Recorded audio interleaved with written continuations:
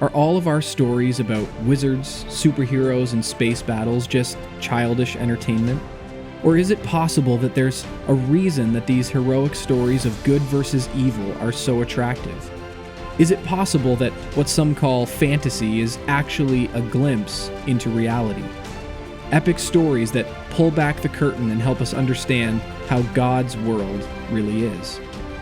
The project of reforming nerddom is to answer these questions by exploring different elements of nerd culture, whether it's comics or video games or movies or books. And yes, we're Christians, so we're doing it from an unapologetically Christian perspective. We want to help Christians engage the world rightly by discovering what is true, good, and beautiful in these stories of courage, sacrifice, and redemption. This doesn't mean that there isn't plenty of ugliness and wickedness in nerddom that needs to be thrown onto the burn pile, but together we want to explore our favorite tales from Star Wars to Lord of the Rings and honor Christ by seeing how they reflect the true story, the greatest story ever told. A master called together a few young men of this generation and spoke to them, saying, I gave your great-grandfathers a time of despair and poverty and global war. They were strong and victorious and built an empire greater than any other. But they were terrible fathers and raised entitled sons and daughters of rot who inherited everything through no courage of their own. To those rotten sons, your own grandfathers, I gave abundance and wealth and stability. But they pissed it all away on debauchery and sexual revolution, establishing many idols and slaughtering tens of millions of children in sacrifice to their appetites. One generation fought against the perpetrators of a great Holocaust. The next dishonored that victory with an even greater Holocaust of their own children. The children who did survive, your fathers, carried on the sexual descent of their parents into new madness and new disease, piercing and inking their skin like death-worshipping pagans as they did, establishing special days of pride to celebrate the debauch, slaughtering more children and castrating and poisoning others, claiming to be creators when they were destroyers, mutilating the young and calling it acceptance. All these generations I have judged, and am judging. Their madness now is only a taste of my wrath. The young men were afraid and asked the master why he had called them and why he was telling them these things. Because it is now your turn. I am giving all of this chaos to you, he said. Your inheritance is a world of crumbling false gods crowded with blind and mad worshippers. I am entrusting you with a world of empires built on cracked and heaving foundations. The time of your inheritance is near. You have only a little while to prepare yourselves. Seize this moment of chaos and build me a world of sanity and righteousness. When I return, I will judge what you have built for me. With so much rubble to work with, I expect great things. The master turned to leave, but the young men begged him to wait. How can we do this, they asked. There are hundreds of millions of unbelievers in our nation alone and only a few of us. Their master answered, saying, I am not a hard master. You will have the truth and wisdom if you desire it. And you may each choose one woman to help you. That should be enough. Go now and build New St. Andrews College. Carpe Chaos.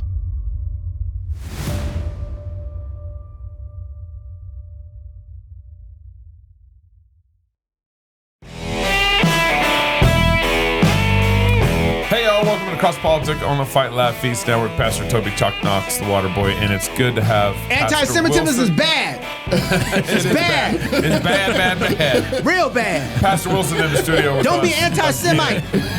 And what's funny is Knox had me I think we can just wrap it up there. I just did the show for us. It's over. Get married. That's it. Don't raise them to be anti-Semites. Knox, I was talking with Knox earlier today. He's like, I haven't been following any of this. I just know anti-Semitism is bad. Yeah. I think if I got that part, racism is bad. But what about Hitler? Yeah, no, not a good guy. Bad guy also? Yeah, Okay. he wouldn't have liked me. No sympathy there. I figured that out. Oh my goodness. Well, you were going to say something else? That's good. Yeah. We're just going to talk about the Antioch Declaration. Antioch.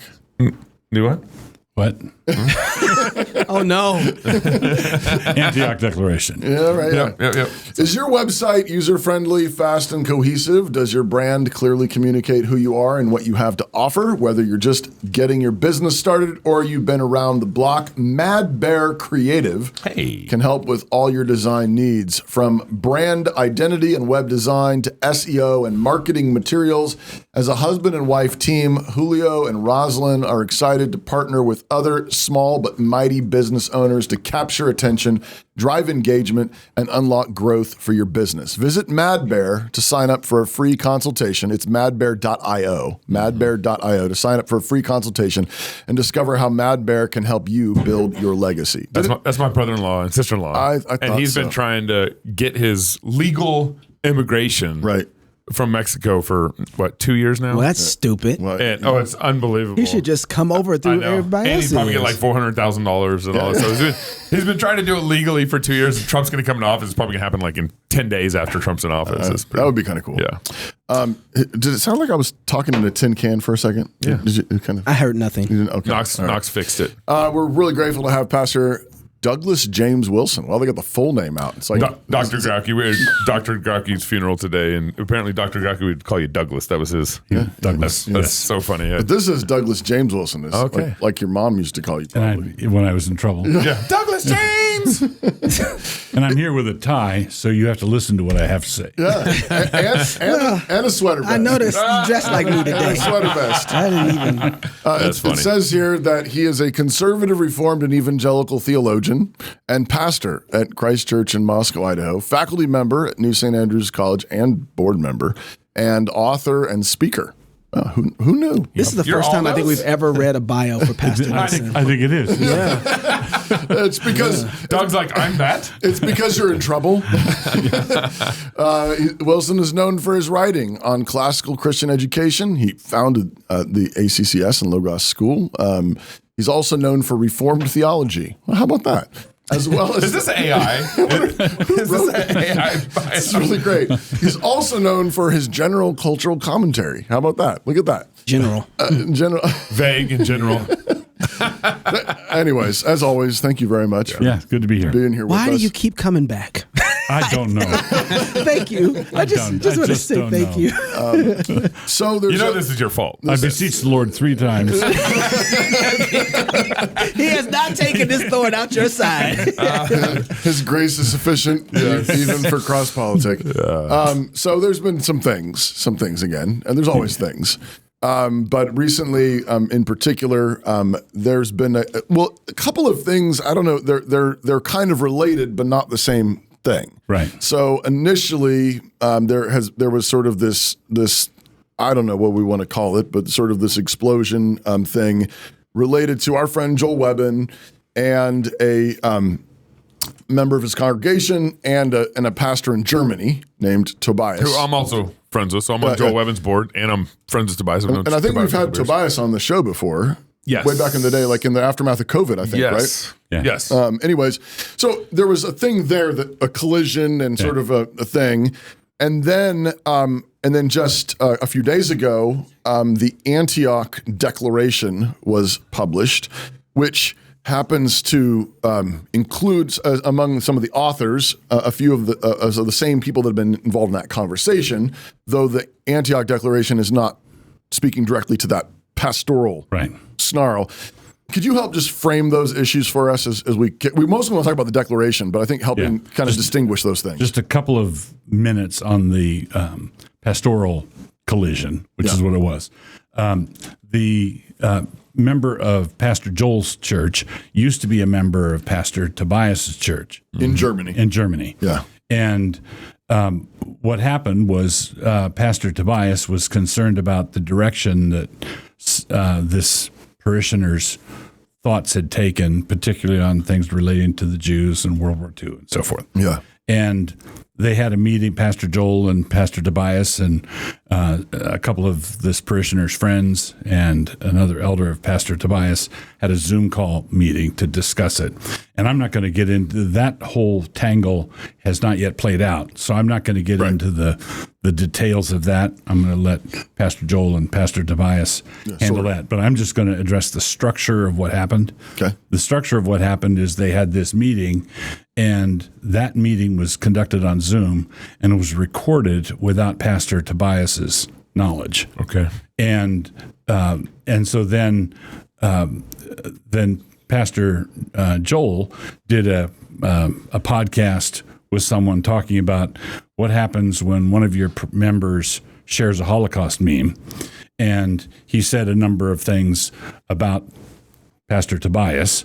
I don't think he mentioned his name, but he who we were talking about. So that was said, and then Pastor Tobias did a podcast answering that. Right. So it was a skirmish between pastors over a pastoral situation and how this parishioner was doing. Right. Pastor Joel was trying to bring him along out of anti-Semitism, and Pastor Tobias was concerned that it wasn't dealing with the root issues, and it was that kind of thing. Yeah. Okay. So what happened was the meeting was recorded.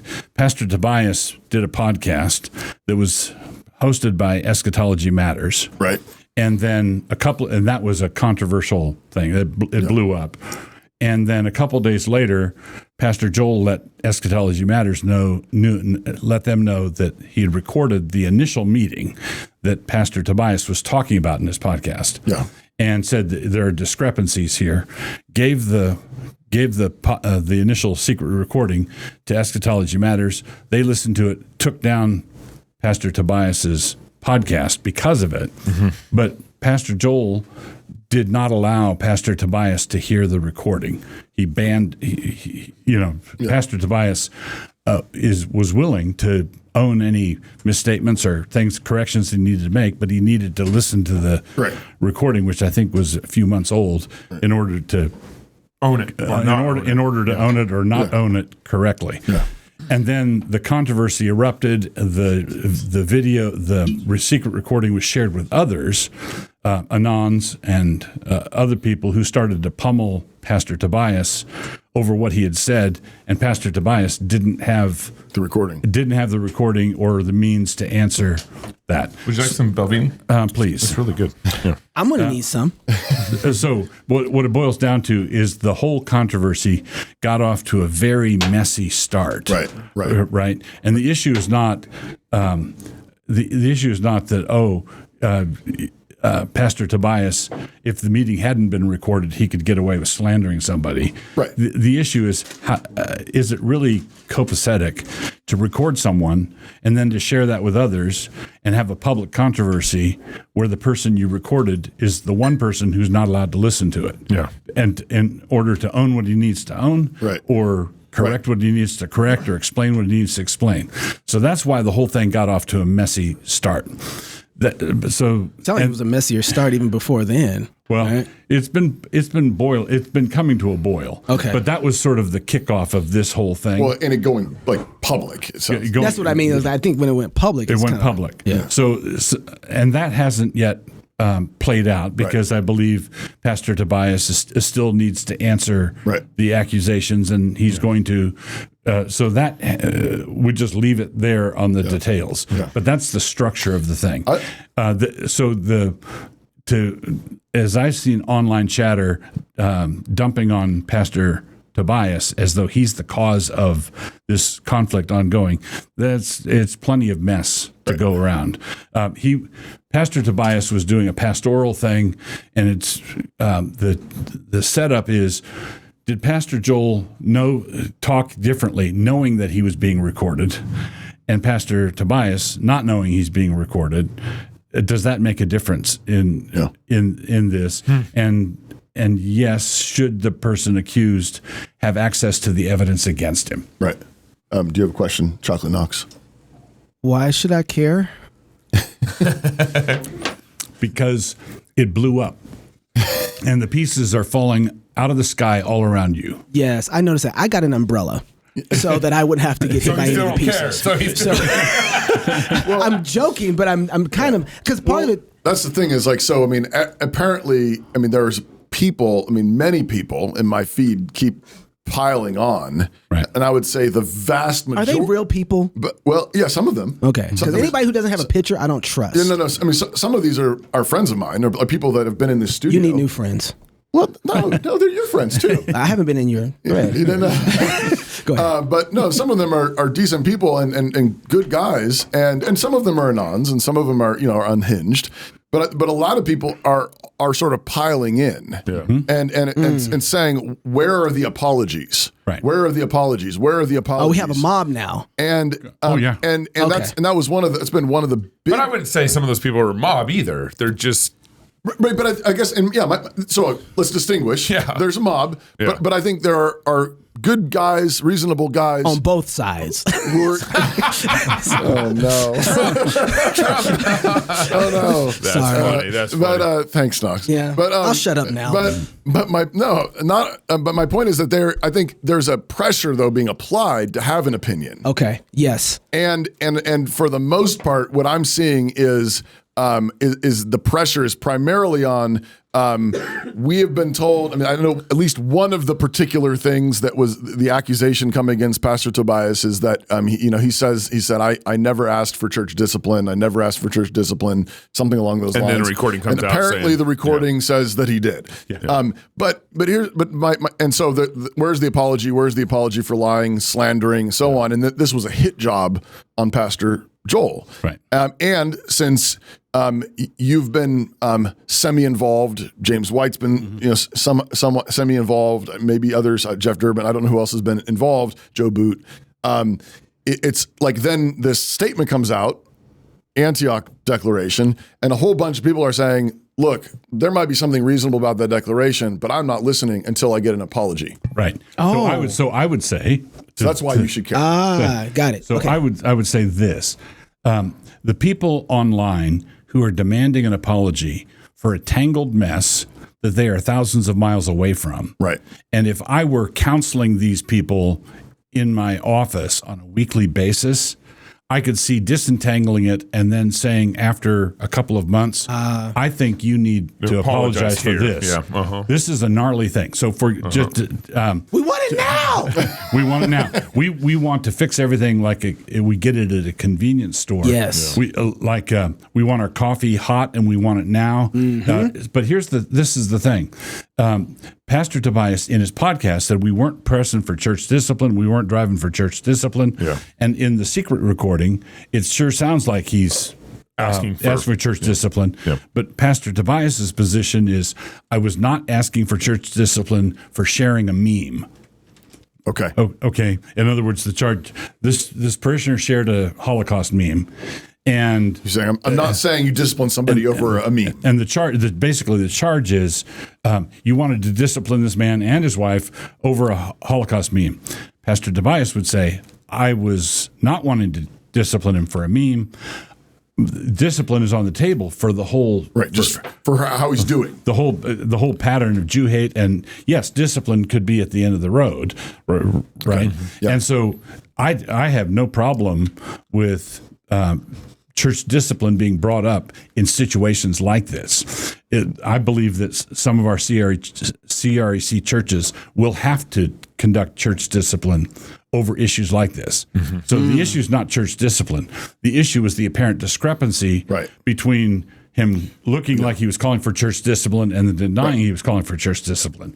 But he has an explanation of that the people who are demanding an apology have not yet heard. Right. Right. And part of the reason they have not yet heard it is because of all the tangles that resulted from not having the access to the Video recording or and all of this. Right. So, cool your baby jets. Right. Wait till you hear from Pastor Tobias. Right. I've got a draft of a statement I'm going to make about my role in the whole thing, which I'm waiting until after Pastor Tobias answers. Right. And that's just due process. It's due process. I mean, if for all the intensity for crying out for justice, and this goes like in a lot of different directions, but we don't want the fake social justice of the left. and we want real biblical justice. We want a lot of this is erupting in the Christian nationalist, orbits. Like we want a Christian nation. We want a nation that's got Christian biblical justice. It's like, here's a great practice round for us right now. Right. And we're failing. This shows that we're ready to govern. Right. Well, and I'm That's what I mean. So funny. That's what I mean. It's like what this shows us is we are not ready for prime time at all. And we want lynch mob justice. Yes. How is it? I'm going to stay. We haven't heard the other side. Right. We don't need to. But we know who's guilty. Are we getting to the point where it seems like counseling sessions amongst pastors and churches are now being handled in the public sphere for everybody else to judge on? That I just wonder why. I don't need to know. I don't feel like I need to know any of this. I feel like this should be something that still should be handled between the pastors and the parishioner, and it shouldn't even be anywhere public for anybody to be talking about.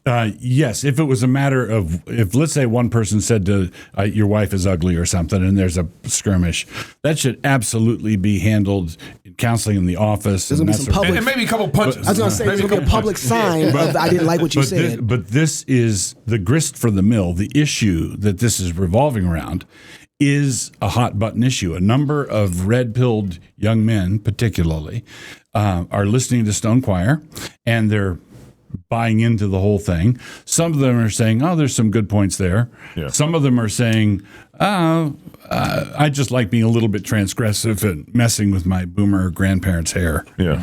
Right. And I think a swastika tattoo would do it. Okay. Yeah, okay, probably would.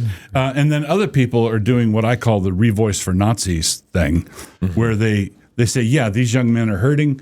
They need someone to come alongside them and encourage them and strengthen them and lead them into a better path, which is what Pastor Joel says he's doing with this parishioner. And he says he's made progress.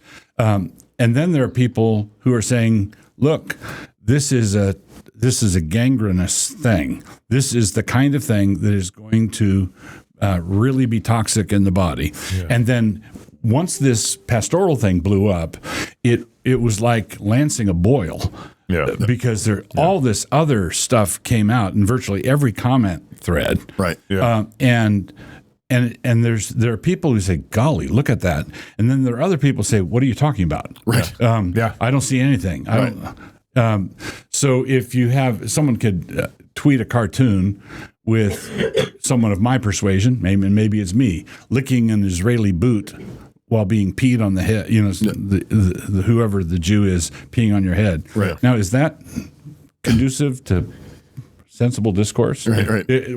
Don't you see a problem here? That's the thing that we're targeting. Right. So Did that happen? Yeah.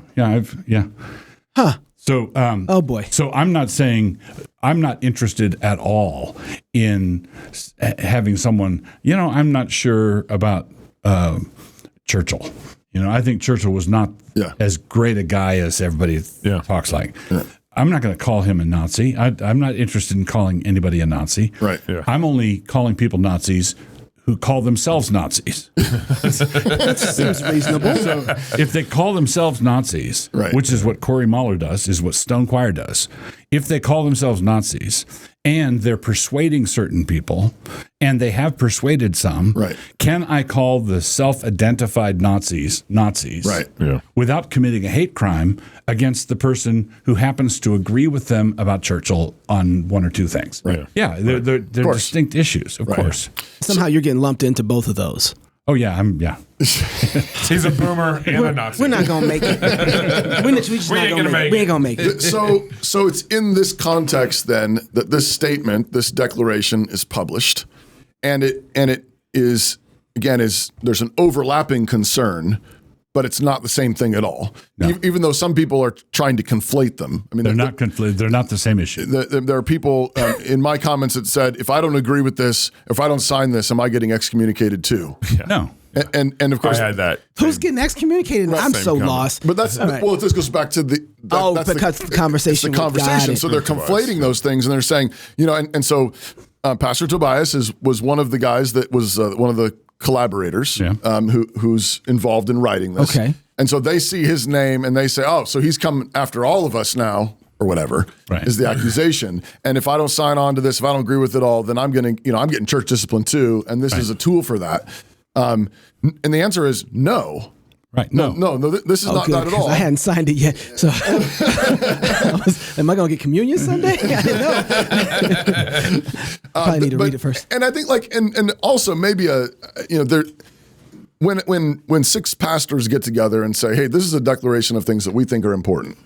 Mm-hmm. That's what it is. Correct. It's 6 pastors getting together and saying, we think these are important things. This is not the Nicene Creed. No. This is not a Westminster Confession of Faith. This is thought was put into it, care was put into it. It wasn't just drafted overnight. Right. But that's the other accusation is like, oh, look at, they think they've drafted the next Nicene Creed.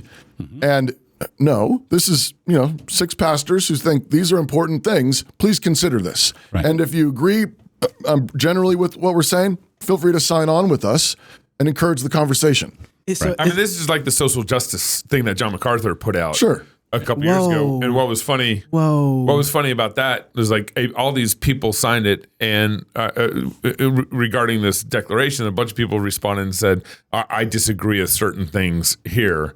Which every declaration I would disagree with. Sure. And same thing with the social justice thing. It's just been kind of funny watching like the difference between John MacArthur's social justice. Wait, that's Josh Bice's. Thank you. Is it Josh Bice's? Thank you. Was it? Get it right. I mean, John's the Pope over there, though. Yeah. So watch it. Versus this declaration, and the same people who signed that are, right. I guarantee had disagreements with every consensus statement. Yeah. The Westminster Confession of Faith is a consensus document. Right. And so, for example, someone's going to say, "Oh, if I like Aristotle," there's a little thing right at the end about Aristotle. Oh, I can't sign it because I like Aristotle. Right. I would say, look, sign it because I agree with the formal cause of this statement, but I disagree with the material cause. I see what you did there. So I want to just kind of walk through some of the sections, not every section. And sometimes, so one of the other things is, people are acting like, or a few people have asked me, is this sort of is this an attack on Pastor Joel? Is this attack on, I don't know, Stephen Wolf or Andrew Isker? And I've been saying over and over again, no, not at all.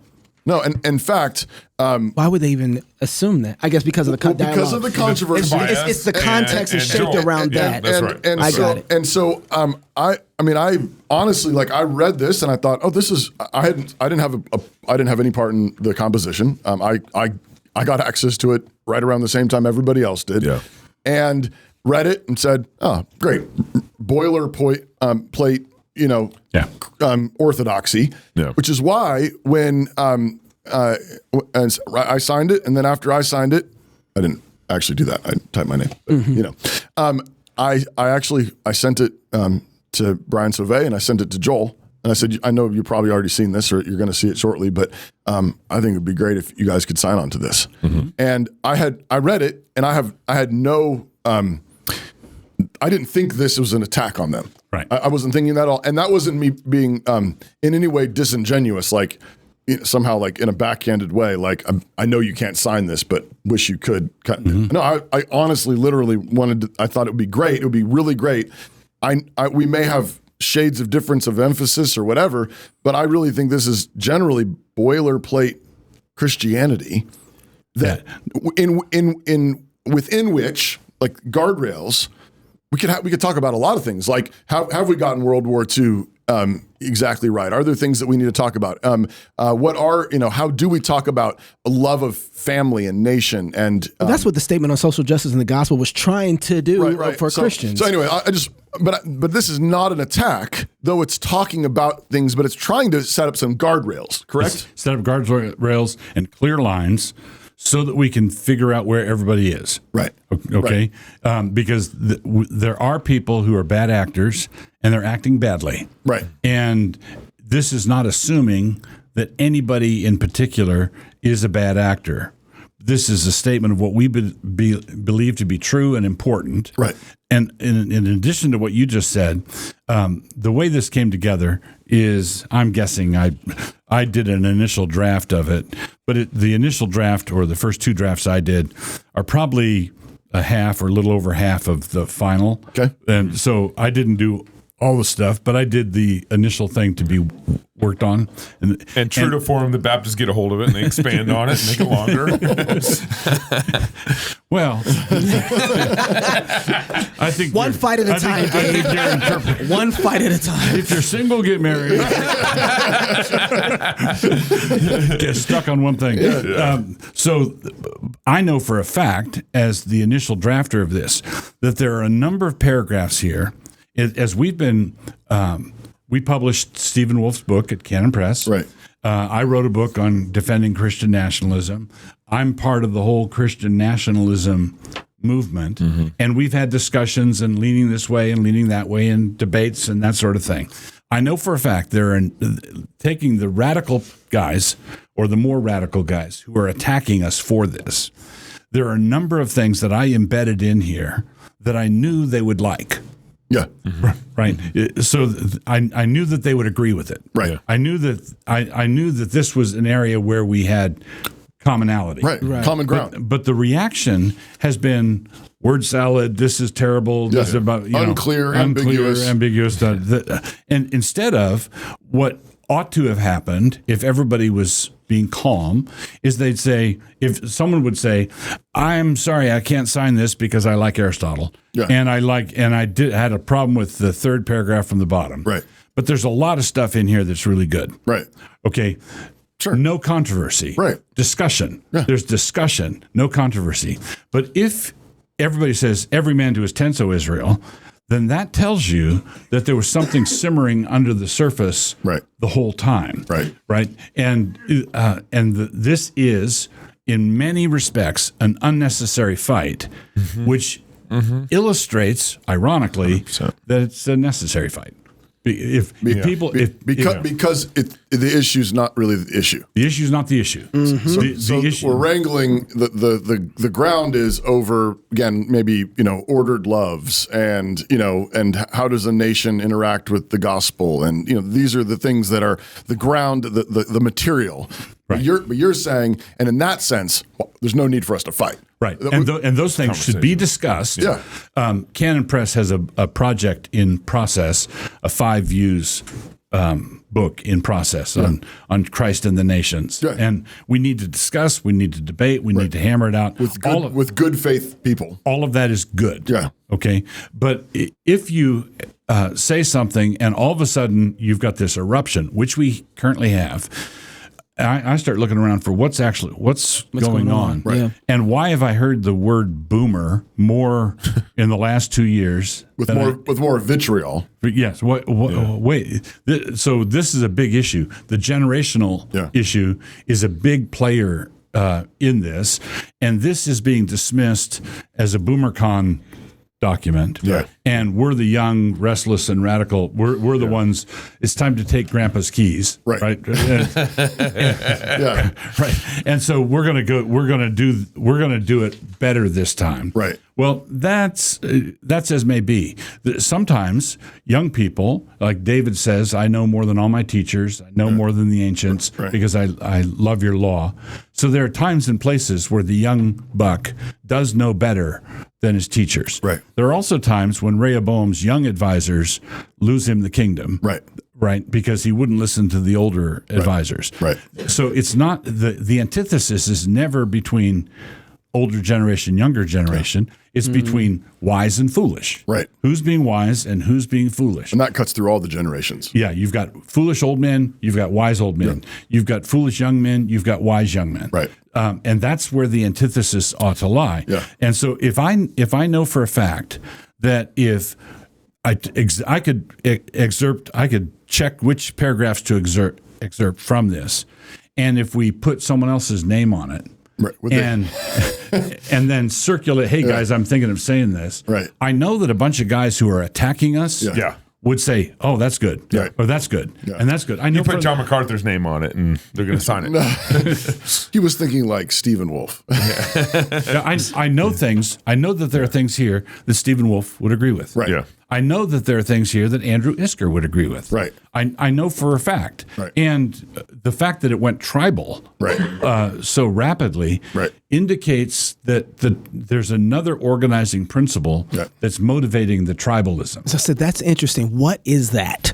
What do you think that is? Because it sounds like, here's something that I've noticed while you come up with your answer. You don't need any help, but you haven't had a chance to drink that good whiskey. That's good. That's Belvini 12 but year. I've noticed that when the whole woke culture started, when I got here, it's 2014, you guys had already started working through what you saw coming back in 96, right? Through the history conferences.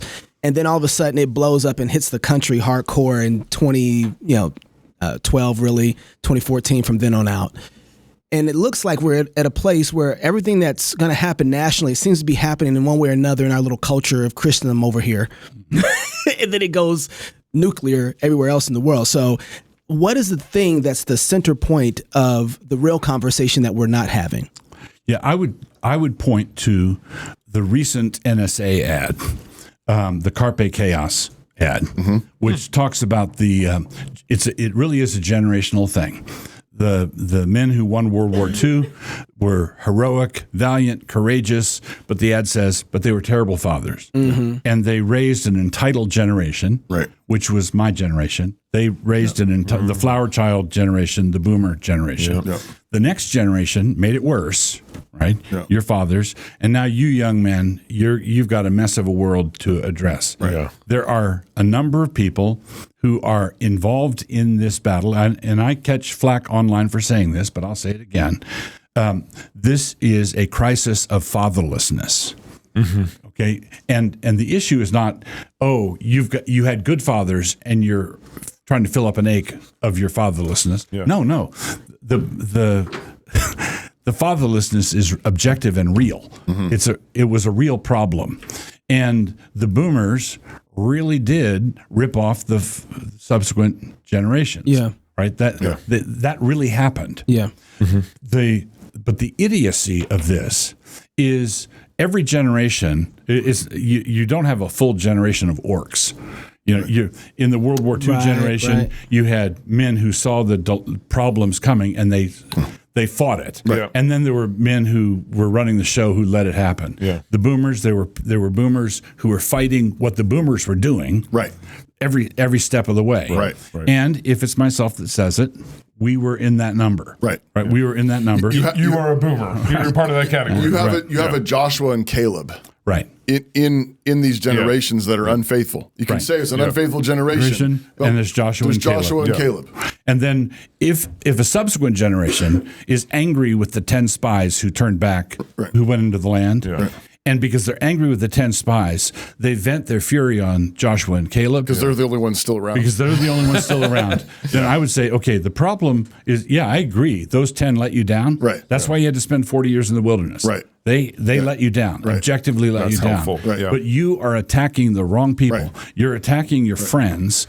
And so when people say, well, BoomerCon, just another boomer, here in Moscow, we have approaching 1,000 young people who are being educated in a classical Christian education.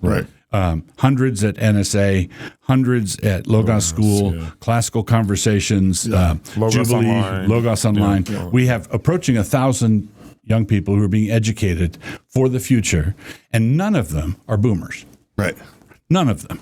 And so when you look at Moscow and look what's coming out of this community, we are engaged in a project where we did not rip off our children. And we did not rip off our grandchildren. And you guys are hurting out there because you were ripped off. You really were. You really were. But don't, for pity's sake, don't attack the people who were doing the opposite. But do you think that part of it is that, at least when I've seen this other places culturally, is like, yes, you didn't rip us off and you guys have been faithful, but you still are holding us back from the things we might really want to do because you think we might go too far because we don't think y'all went far enough. And so that's what dads do. Good dads. That's You know, what good it's dads funny do. you say that. It's funny you say that. I was thinking about this earlier. I grew up in a time where you saw men who knew that there was boys that didn't have fathers who would interject as a father, and that was still allowed. Right. Hey, boy, pick up your pants. Don't walk around here like nobody loves you. Turn your head around. Get a shirt that fits. Come here. Let me take you shopping. What's wrong with you? Stop talking like that. Treat that woman with respect. Hold the door open. And that was allowed.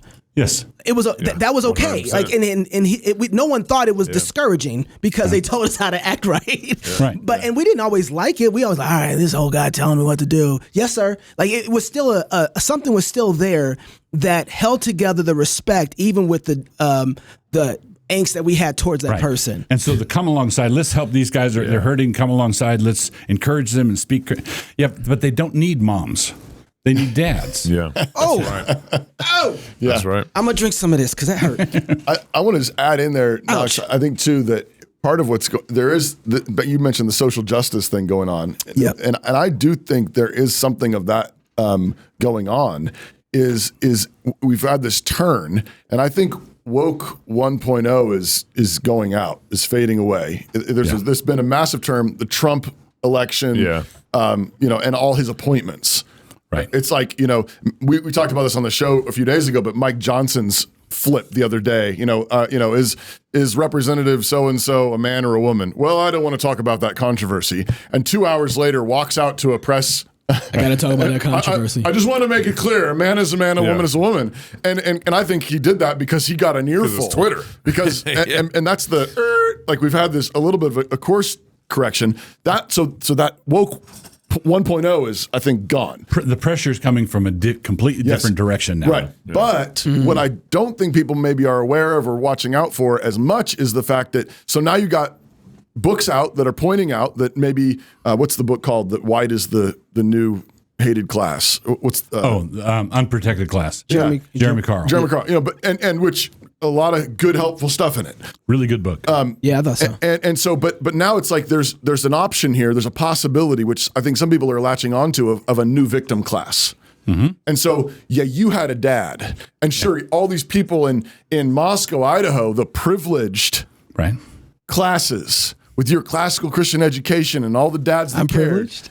Yes, you are. Yes, you are. Not only that, but it's white privilege. Dang it. Well, that's okay. I stole me some white privilege. Look at that. But you got a bunch of people that haven't had that, are not living in a strong Christian community, don't have a bunch of men around them, elders who are saying, hey, boy, pull up your pants. Yeah, that used to be a term of love. Yeah, but my point is, and so it's easy, I think, to resent that. Oh, yeah. And so you have this resentment, and you say, look, I got fired because I'm white. I didn't get the promotion because I'm not a woman. Yeah. There's all these, all the intersectional people that got ahead of me, and they're really getting screwed. And they really are getting screwed. And I think and they really are. Yeah. I'm not underplaying that at all. But the question is now, what are you going to do with it? We're going to hang Joshua and Caleb in effigy. Yeah, but that's the instinct. So the instinct is this sort of Girardian thing that we're going to punch somebody. Right. Yeah. And we need to blame somebody. And there's this weird thing that where we tend to blame, we take it out on the absolute wrong person, the wrong people. And it's often the people we see having the things that we wish we had. There's this mimetic rivalry thing. Right. And anyways, I think that's the other piece of it is this, there's a kind of, I think there's at least a temptation to resentment, bitterness, envy, that's and competition. Yeah, there's that rivalry. Yeah. What do you? So let's say that I'm somebody who read the statement. I don't even have a context for this, and I'm looking at it. I'm like, all right, this is cool, but man, it doesn't have as much depth as I wanted to have. I wish it was more specific on some things. But it's cool. I just don't feel like I need to sign it. Yeah, fine. Yeah, but what is it? But what is the purpose of this? Even though, let's say somebody says it's not as articulate as I would like. The goal of it is to do what, though? Okay, so why have you seen any of those Nazi marches that are made up of FBI agents in their creased khakis. Yeah. Hot off the shelves. I like how that makes Pastor Wilson laugh. So, how can I tell an FBI man with a mask on? Well, they're all in uniform and they've got this swastika and they're marching and okay. Now, why would the FBI do something like that? Why would they do that? Because it's bait. Fishing. Because they're wanting to make conservative Christian influence look bad. Right. Okay? If we tar conservative activism with that, it makes them look bad. It makes them, our line is going to be, they're extreme, they're extremists, they might blow something up, they're domestic terrorists, and so we're going to do the swastika thing, we're going to do the Hitler thing.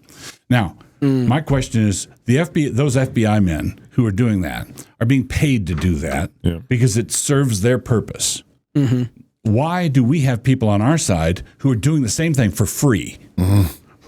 Right. What are you doing? Right. What are you doing? Right. Are you trying to? You're exulting. All right, I'll sign it. All right. Yeah, you better. So let's say, are you trying to get Pete Hegseth canceled? Is that what you're trying to do? Because what happens is Trump gets elected. Yep. He appoints Hegseth or nominates him for defense. Yeah. And let's say now Pam Bondi for Attorney General. Yep. And I see the guys who are attacking us over this online. Yep. We are so back. We are so back. Right. We are so back. But your behavior, or not your behavior, but the behavior that you're coddling, the behavior that you're bringing online is the kind of behavior that is going to cost those people their cabinet appointments. Uh-huh. You really want Hegseth, hooray, we're so back, and Hitler forever, be brought up at the confirmation hearings? Right. Is that what you're trying to do? Right. Are you trying to give the Democrats raw material? Right. Now, and this is so bad, and really is bad, if I really were a Nazi, right, if I really wanted to advance the cause of Nazism, I would think that these guys are morons, right? Because this is not the play. This is not the game. Yeah. This is not the moment where you roll your cards and say, look at what I've got. Right. Now, and then you throw in the fact that the Nazism really is objectively God-hating and wicked. Yeah. And then you have people who are not God-haters, who are not wicked, but who instinctively move to protect the kind of folly that is going to hinder and retard and mess up what's actually happening. What the good stuff that's happening. Now, the good stuff that's happening in D.C. is not Reformation revival. No. It's not the millennium. It's not none of that.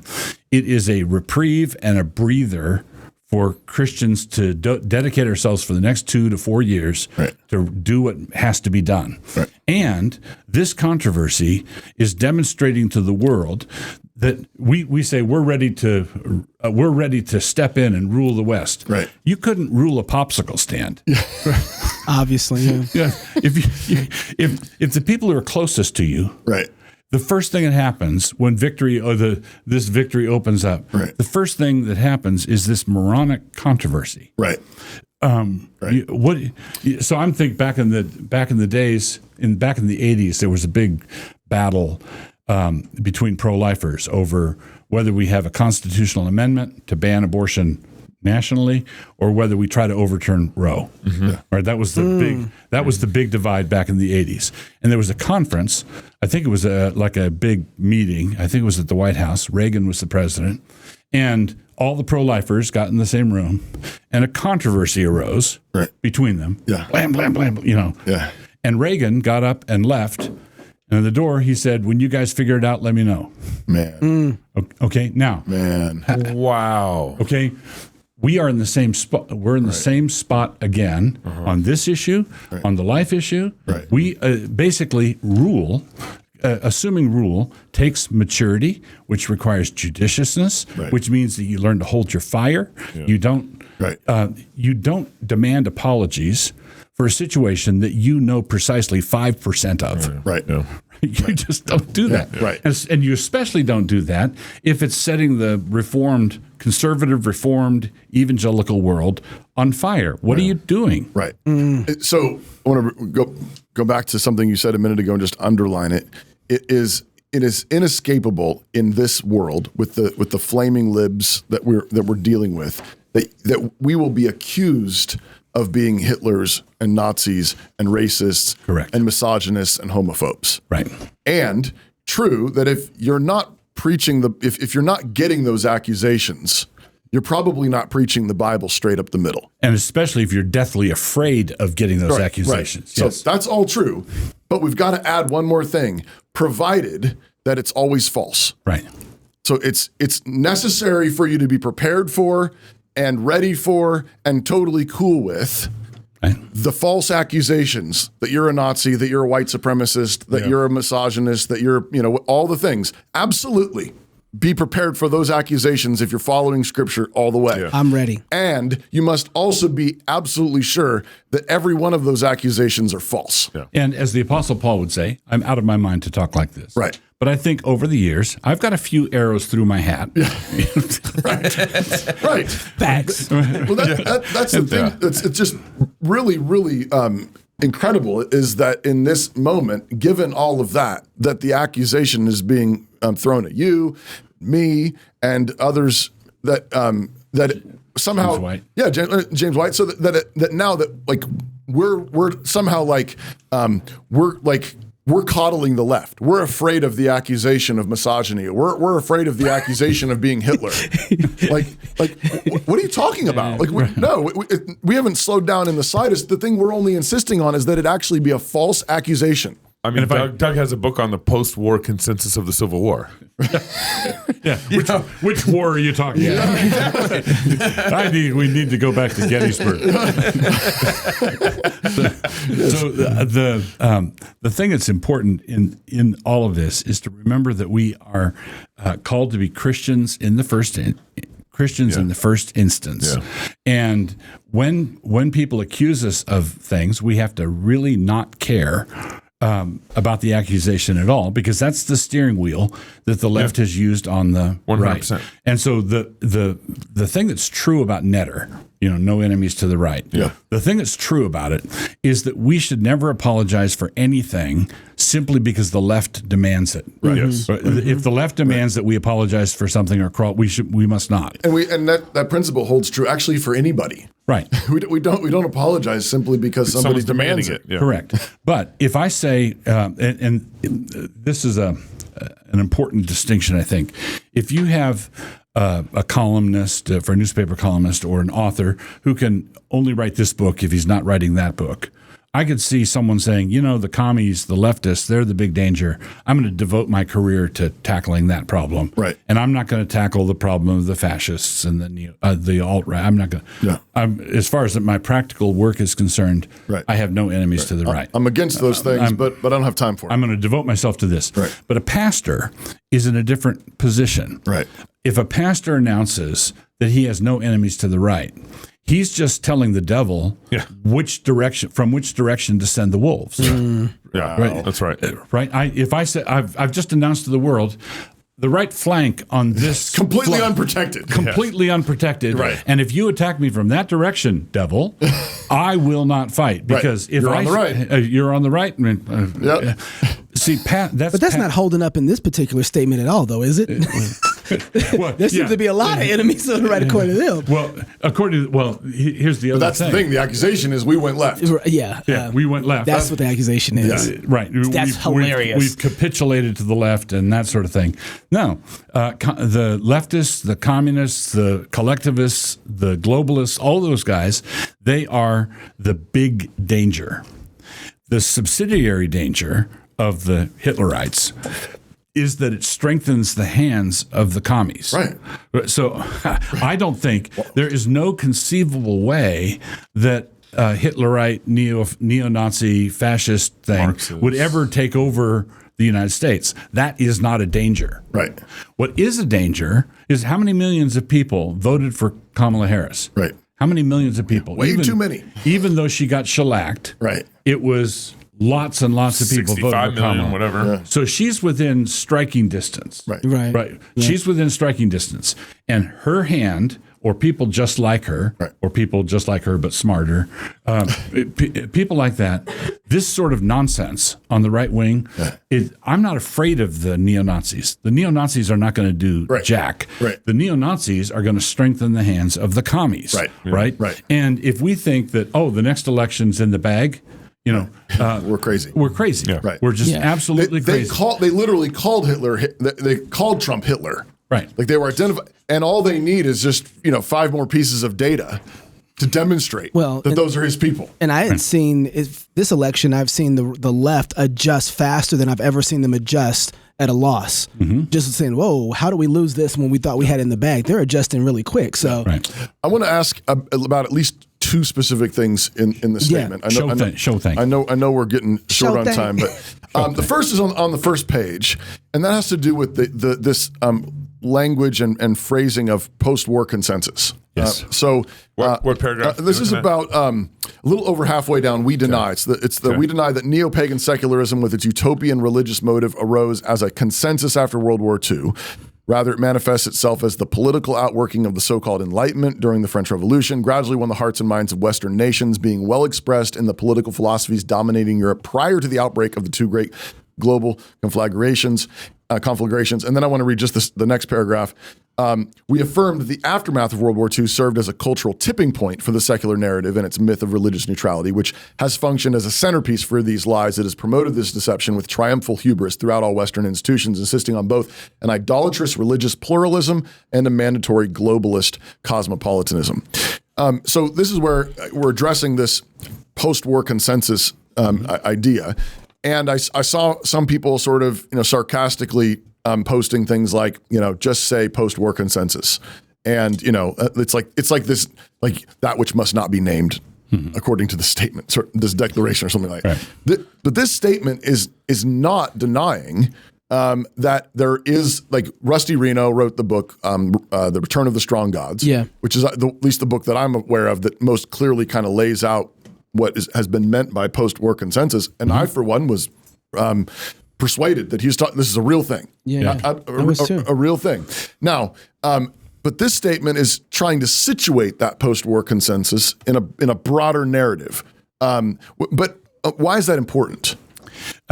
It's important because we've had this disease for a long time. Yeah. Right? If a lot of our problems started with Rousseau. Yeah. C.S. Lewis called Rousseau the father of the totalitarians, which I think is accurate. Right. If these things started in the French Revolution and with Rousseau and thinkers like that, the Enlightenment. Right. If that's where it happened, then it's not the boomers. Right.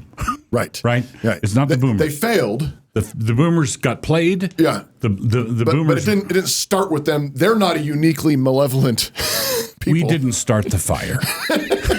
There's even a song about it. But I think that's really, as a poet, one of your own. I think that's really important to underline, though, because I think what it was like. It did catch fire post-war. But those things that were swirling around, there was a bunch of fumes in the air, started by Rousseau, started by the French Revolution, a lot of secularism that said, and it was a reaction, of course, to the so-called religious wars post-Reformation. It was after the Second World War that our Supreme Court came out of the closet and started to make decisions that radically began to secularize American public life. Right. So the currents were going on long before, but they made their move. Right. So after the Second World War, they made their move, and there really was a secular liberal post-war consensus. Right. But secularism is the beating heart of that consensus. Right. And you can't fault the people who have been at war with secularism. Right. This entire time. Right. But they knew them, so we can hang them. Right. That's about what it is. I just want to underline that, though. It's like, the French Revolution and the Enlightenment project said what causes wars and violence is religion and nationalism. Right. Basically. Mm-hmm. So what is that? that's what Rusty Reno points out is those are the strong gods. And that's the post-war consensus is this notion that what caused the world wars was too much emphasis on your religion and too much emphasis on your patriotism and on your family and on your people. That's what causes conflict and war. And what we need is this completely secular, multicultural, globalistic project. What we need is bureaucrats. Right. More. But which turns out only gives us more wars. The other one I wanted to just ask you about really quickly is the one about wolves. I don't remember where that is, but second page, I think. Is it 2/3 of the way down? Okay. Yeah. There we go. Yeah, we deny that it's possible to be a faithful Christian shepherd without identifying, naming, and fighting the wolves which prey on the flock. As such, pastors have a duty to confront, rebuke wickedness in all its forms within their congregations. There have been some questions that say it's important. It says here it's important to name and fight the wolves, but this statement doesn't name any particular wolves. Who is this talking about? Again, I think maybe some people have said this is an attack on Joel. This is calling Joel a wolf, or this is that kind of thing, which it is not. Right. That's wild speculation, right? Yeah. So this is a statement about the conflict. This is not a participation in the conflict. Right.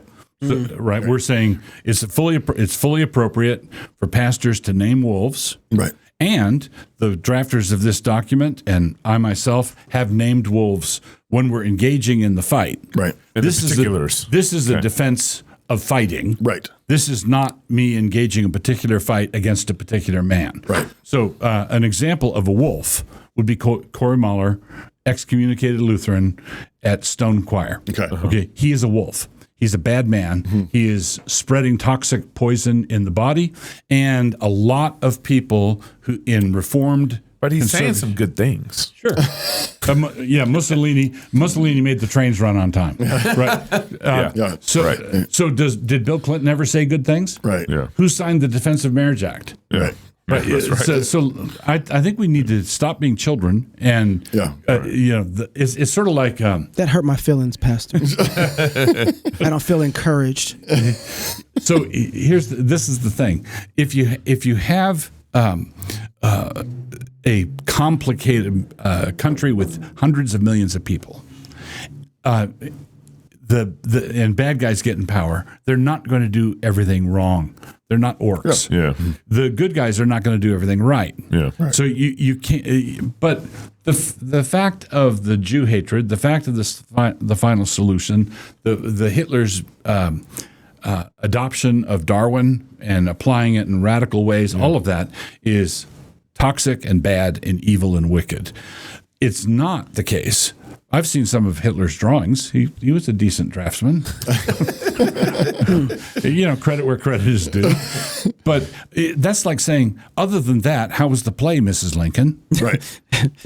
Exactly. Right. Yeah. And it seems to me that back to and the key thing is the hatred. The key thing is the spite. The key thing is this angst. Mm-hmm. And I think there's this angst, there's this spite, and there's this I think a lot of these guys that are drawn to this may not necessarily be drawn to the Jew hatred itself or Hitler himself, but they don't see what the big deal is. Right. And they say, it's just a funny meme. It's just kind of making light of it. But I think the point is the fact that you can find it funny, the fact that you think it's kind of just kind of an edgy joke. Yeah. It's sort of like being able to, watch a foul comedy and you say, well, I usually don't tell jokes like that, but it is pretty funny. Yeah. It's like, well, when you find it funny, that tells us something about you and your heart. Yeah. Your heart is a darker place than you think it is, even though you say, well, I don't tell dirty jokes like that. Right. But I will pay money to watch someone else tell me those dirty jokes and chuckle at them. It's a similar thing when it comes to I just don't think it's a big deal. Why are you making a big deal about Hitler and the Jews? Yeah, and I would reply, if you can't smell that sulfur, right, you don't have the nose to be a pastor. Right. And now that doesn't mean if you can't smell that sulfur that you can't come and join our church and be served communion and be a member in good standing. But our goal will be to help teach you that. We have teach you to smell it. This is not an abstract problem. Right. We have had this problem in our congregations locally. For a scale of 1 to 10, we've been more at the 6 level. But and some of the other issues that have bubbled up in some of the other churches are more at a 9 and a 10 level. Yeah. But it's not an abstract thing for us. Right. It's You're talking about our denomination, particularly here. Our denomination, CREC, and also locally here, Christ Church, King's Cross. Right. We've had this problem. Right. And so consequently, if you want to pastor people, if you want to be engaged in the cure of souls, you have to deal with what's rotting out their souls. Right. And if you, for political reasons, want to say, or for tribal reasons, or for generational reasons, saying, I don't see the problem with that. Right. Well, okay, go ahead. Continue to not see the problem with that. Right. But I don't think you should be an elder. I don't think you should be a pastor. The mission of Armored Republic is to honor Christ by equipping free men with tools of liberty necessary to preserve their God-given rights. In the Armored Republic, there's no king but Christ.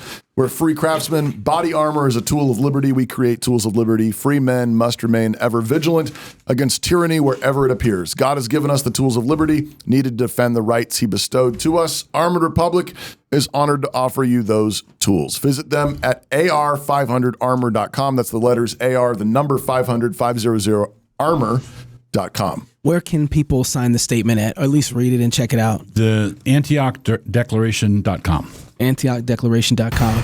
Pastor Wilson, thank you so much for joining us. Appreciate you very much. Very grateful for all the work you do. If you're single, get married. If you're married, have you some kids. And if you have kids, go baptize them. Until tomorrow, love God with all your heart, soul, mind, and strength. Love your neighbor as yourself.